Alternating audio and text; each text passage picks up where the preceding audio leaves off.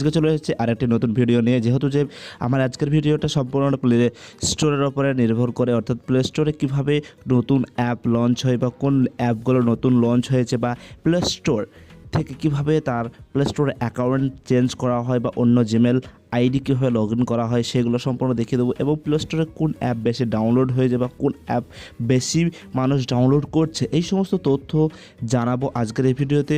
তাহলে ভিডিওটা প্রথম থেকে শেষ পর্যন্ত দেখবেন। যদি ভিডিওটা ভালো লাগে থাকে তাহলে একটি লাইক করে দেবেন এবং চ্যানেলে নতুন হয়ে থাকলে চ্যানেলটি সাবস্ক্রাইব করে দেবেন।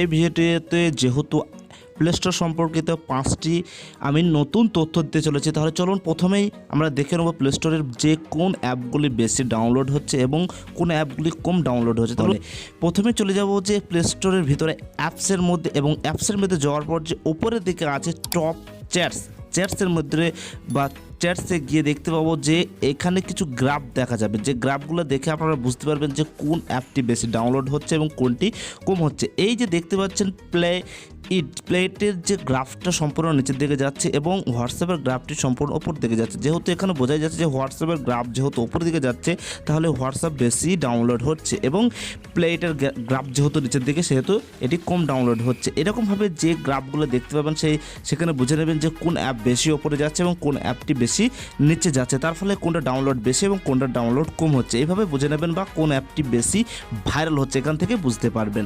2 নম্বর যে অপশানটি দেখিয়ে দেবো সেটা হচ্ছে আমরা সকলেই কম বেশি ফোনে আমাদের অ্যান্ড্রয়েড বা আইফোনের ভিতরে গেম খেলে থাকি। সেই গেমগুলি আমরা প্লে স্টোর থেকে আইফোনের যা তার স্টোর থেকে লোড করি এবং সেই গেমগুলি অফলাইন না অনলাইন চলবে সেগুলো আমরা হয়তো না জেনেও ডাউনলোড করে থাকি। যেহেতু গেমের থাম্বনেল বা গ্রাফ দেখে আমরা ডাউনলোড করি, পরে কিন্তু দেখার পর সেটা দেখি অনলাইন বা অফলাইন সেটা বুঝতে পারি না। তাহলে আমরা যে কোনো একটা গেমকে বা গেমের ভিতরে যাব এবং সেই গেমটি অনলাইন বা অফলাইন চলে কিনা সেটা দেখে নেব।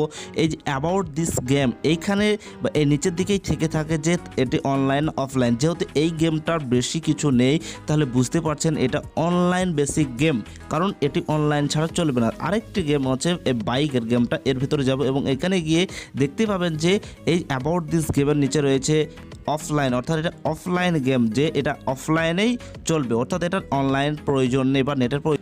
তৃতীয় বা 3 নম্বর যে টিপস সম্পর্কে বলবো, আমরা আমাদের যে প্লে স্টোরের ভিতরে এমন কিছু অ্যাপ রয়েছে যেটাকে অটোমেটিক আমরা আপডেট করে নিতে চাই। যেহেতু আমাদের সেটা আপডেট করার প্রয়োজন আমরা বা করতে চাই না, অটোমেটিক যখন আপডেট আসবে তখনই যেন আপডেট হয়ে যায়। তাহলে কি করবেন, আমাদের যে প্লে স্টোরে সেটিং রয়েছে সেই সেটিংয়ের ভিতরে যাবেন এবং সেটিংয়ের ভিতরে যাওয়ার পর ওপরের দিকে যে জেনারেল সেটিং আছে, জেনারেল সেটিংয়ের মধ্যে রয়েছে অটো আপডেট অ্যাপস। এখানে কিন্তু আপনি ওভার এনি নেটওয়ার্ক করা যাবে না এবং ওভার ওয়াইফাই অনলিও করা যাবে না। ডোন্ট অটো আপডেট অ্যাপসটি এটাকে ডান করতে, অটো আপডেটটি সেটিং থেকে অন করে দেওয়ার পর আপনি যে অ্যাপগুলোকে পার্টিকুলারলি অটোমেটিক আপডেট হয়ে যাবে বা হওয়ার প্রয়োজন সেই অ্যাপ ভিতরে যাবেন এবং ওপরে যে 3 ডট বাটন রয়েছে সেখানে এনেবল টু অটো আপডেট যে অপশন রয়েছে সেটা ক্লিক করে দেবেন। এখানে ক্লিক করে দেওয়ার পর টার্ন অন করে দেওয়ার পর এটি অটোমেটিক আপডেট হয়ে যাবেন, যেটি আপনার আপডেট করার প্রয়োজন হবে না, অর্থাৎ আপনাকে প্লে স্টোরে এসে আপডেট করার প্রয়োজন হবে না, এটি অটোমেটিক্যালি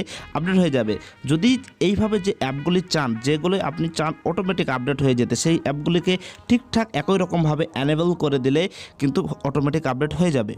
এবার যে সেটিং সম্পর্কে আপনাদেরকে বলতে যাচ্ছে 4 নম্বর, সেটি হচ্ছে যে আমরা আমাদের প্লে স্টোরের ভিতরে যে কোন অ্যাপগুলি নতুন, অর্থাৎ কোন অ্যাপগুলি নতুন লঞ্চ হয়েছে, কোনগুলি আগে লঞ্চ হয়েছে বা নতুন অ্যাপগুলি সম্পর্কে দেখব কীভাবে বা নতুন অ্যাপগুলি কোথায় পাবো, কোনটা লঞ্চ হয়েছে নতুন সেটা জানবো কীভাবে। তাহলে এটি বা এরকম সেটিং কিন্তু প্লে স্টোরের ভেতরে নেই। জিনিসগুলো জানতে হলে আমাদেরকে সরাসরি চলে যেতে হবে ক্রোম ব্রাউজারের ভেতরে এবং ক্রোম ব্রাউজারের ভেতরে যাওয়ার পর আমাদেরকে সার্চ করতে হবে play.com সার্চ করার পরে সরাসরি কিন্তু চলে যাবেন ওই অপশনের ভিতরে।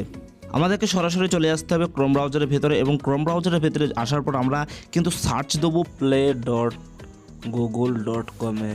সরাসরি আমরা চলে যাব প্লে স্টোরে অর্থাৎ গুগল প্লের ভেতরে, কিন্তু সেখানে গিয়ে দেখতে পাবেন যে কোনগুলো নতুন, কোনগুলো পুরাতন এবং কোনগুলি নতুন লঞ্চ হয়েছে। তাহলে সেগুলো জানতে গেলে এই যে পাশে 3 বাটন রয়েছে, 3 বাটন কাছে গিয়ে অ্যাপসের ভিতরে যাবেন এবং অ্যাপসের ভিতরে যাওয়ার গেলে এই যে ওপরে নিউ রিলিজের অপশানটি রয়েছে তার ভিতরে যেতে হবে। তার ভিতরে যাওয়ার পর দেখতে পাচ্ছেন যে top new free Android apps, এই অ্যাপসগুলি নতুন লঞ্চ হয়েছে এবং তার নিচে রয়েছে top new paid Android apps, যেগুলো টাকা দিয়ে কিনতে হবে, এরকম অ্যাপস লঞ্চ হয়েছে। তারপর টপ ফ্রি গেমস, যেগুলো নতুন গেম যেগুলো অর্থাৎ লঞ্চ হয়েছে প্লে স্টোরের ভিতরে, এরকমভাবে জানতে পারবেন যে কোনগুলো নতুন কোনগুলো পুরানো।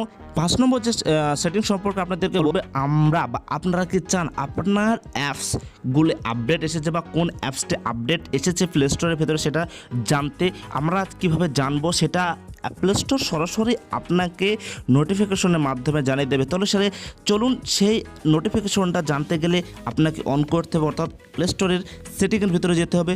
সেটিংয়ের ভিতরে যাওয়ার পর ওপরের দিকে যে জেনারেল সেটিং আছে তার ভিতরে যাওয়ার পর নিচের দিকে যে নোটিফিকেশন অপশন আছে, নোটিফিকেশন অপশনের ভিতরে যাওয়ার পরে আমরা চলে যাব আপডেটস অ্যাভেলেবেলের ভিতরে, যেটি অফ আছে সেটাকে অন করে দেবো। অন করে দেওয়ার সঙ্গে সঙ্গে আপনারা আপনাদের যে প্লে স্টোরে যে সমস্ত অ্যাপগুলি আপডেট আসবে সেটাকে আপনাকে প্লে স্টোর নোটিফিকেশনের মধ্যে বা মাধ্যমে জানিয়ে দেবে আপনার এই অ্যাপটি আপডেট করতে হবে বা আপডেট এসেছে নিউ ভার্সন। এভাবে আপনার অ্যাপের সম্পর্কে আপডেট সম্পর্কে জেনে যাবেন।